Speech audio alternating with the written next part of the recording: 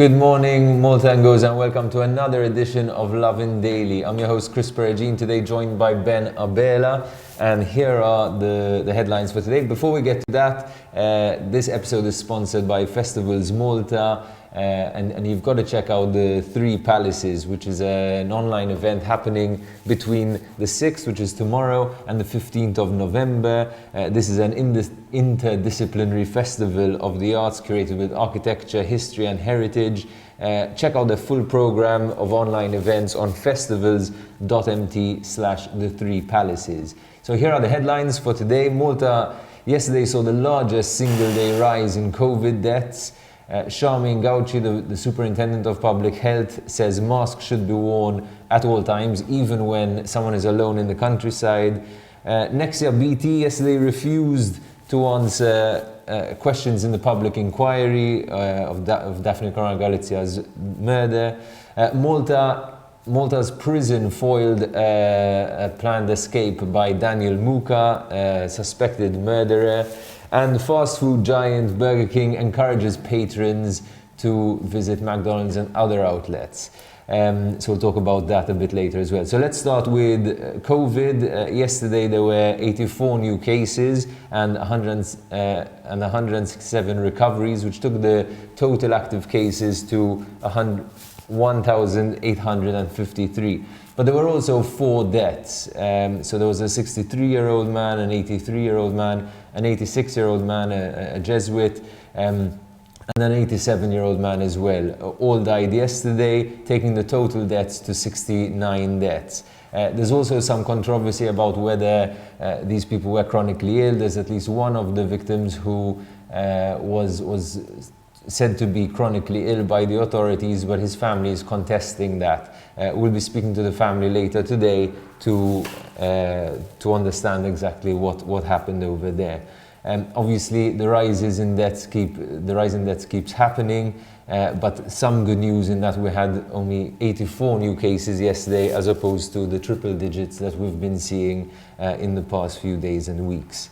And what did CHARMAINE have to say about that? Yes, so CHARMAINE came in with yet another controversial opinion about mask wearing, wherein she wrote that masks should still be worn even when walking alone in the countryside. Now, CHARMAINE GAUCI, the Malta Superintendent of Public Health, said, and I quote, "It is true that in the countryside there are less people around, but you wouldn't know who can come in proximity at any point in time." Now, Gauci argued against putting face masks on and off again due to the fact that this encourages self-contamination, and she also highlighted that the point of masks, after all, is to protect others, not necessarily to protect yourself. And due to the fact that now we're living in a world where COVID-19 cases are becoming more and more asymptomatic, we're finding out that more and more people who contract COVID-19 are being asymptomatic. Just being not wearing your mask properly may put other people more at risk, because you wouldn't even know that you'd be sick and that you'd be transmitting the virus to someone else.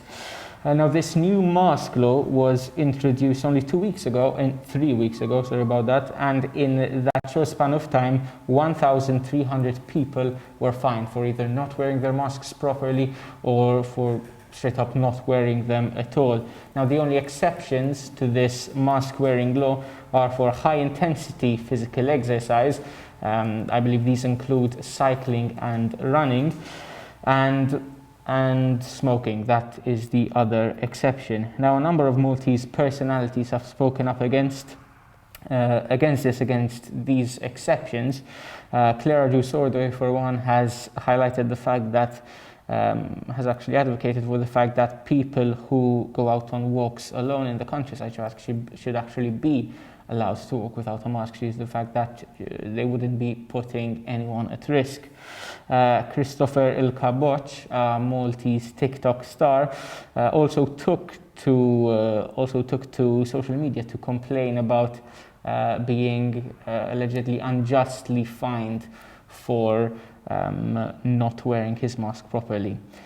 So I went for a walk in the countryside the other day, and it does feel a bit strange having to sort of wear a mask while you're out there in the fresh air. But at the same time, you do find yourself, in certain moments where you're very close to a lot of people, because obviously there's lots of people going out in the countryside for walks. So there is some sense to this, you know. I think there's also the importance of not focusing on the exceptions too much and just, you know, getting on with it and wearing the mask, even though it must be said that there are people who are exempt from wearing the mask, and so it's important for us to be respectful of those as well, such as asthmatic people and others.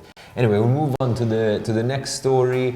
Yesterday there was another hearing in the public inquiry, long awaited and much anticipated hearing, where Brian Tonna and Carl Cheney, the partners of the controversial company NEXIA BT, were meant to be answering questions, but they chose not to. They decided to stick to their right to remain silent. They were asked about why they opened Panama companies for politically exposed people. They were asked about their relationship with the disgraced former Chief of Staff Keith Schembri and former Minister Conrad Mizzi, but they insisted on not answering those questions, which obviously doesn't help the impression out there of whether they're innocent or not, but and it does, I guess, restrict what the public inquiry can elicit from them, but it is what it is. Meanwhile, as well, yesterday there was some update on the bribe that was allegedly offered to a Times journalist. This is now being, it was offered by to a Times journalist by the lawyers of Jürgen Fenech. There's now a police investigation into whether that broke any laws. And there was also the Nationalist Party condemning this behavior, including the condemnation by Mario De Marco, who happens to be the uncle of Gianluca Caruana Currents. Obviously, he was put in an awkward position. But yeah, this is something that's being roundly condemned. Even the Chamber of Advocates is investigating it. So we'll keep you updated on that. And now we'll just go to a short clip about the Three Palaces event.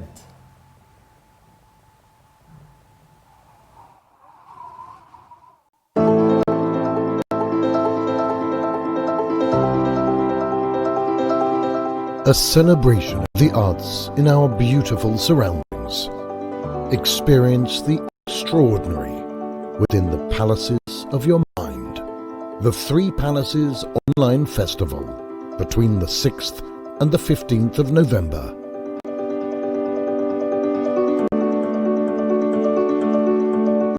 Produced by Festivals Malta. Next story of the day, a Lovin Malta exclusive. Malta's prison foils Daniel MUKA'S escape plan. So it was revealed that on the 22nd of October, a number of guards at Malta's Corodino Correctional Facility found grappling hooks, tools and improvised weapons at the prison, which uncovered that two foreign high-profile prisoners were actually planning to escape. Now, a source from inside the prison told Lovin Malta that most probably these two prisoners had help from the outside. Now, as we mentioned, one of the prisoners was Slima double murder suspect Daniel Muka, an Albanian 25-year-old man who is being charged with the murder of Chris Pandolfino and Ivor Maciejowski, alongside a number of other murderers. Now, well, what do you make of this, Chris? Yeah, I mean, I guess it's good news that the escape plan was foiled. You know, I think the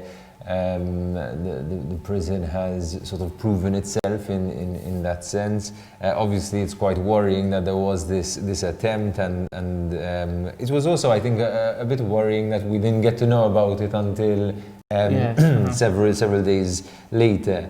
But it's being investigated, and we'll wait to see if there were any more prisoners involved. We were originally told that there were at least two high-profile foreign murder suspects involved. Now Daniel Muka is the one who was named. We'll wait to see whether there's any more outcome from this investigation. And moving on to the last story of the day, a bit of a light story.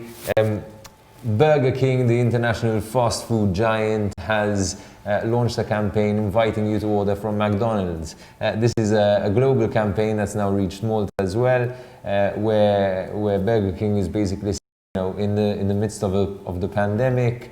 There's a number of these outlets and fast food restaurants that employ hundreds of people, and they're obviously struggling with the decline in the economy. So they're saying, whether you eat from us or from McDonald's or from KFC or from Pizza Hut or Domino's, do keep ordering and helping us out. There's also some, I think this speaks to the situation that COVID has created in terms of employment and the precariousness of jobs, and also about one of the issues that we discussed last week, which is that some restaurants have the wrong licenses and therefore are being forced to close early or close completely. So keep that in mind and keep supporting the economy. It's quite nice to see these brands, I guess, giving each other a shout out. Maybe you could be a bit cynical about it, but I think at the end of the day we're discussing it, so it's a good campaign. Exactly.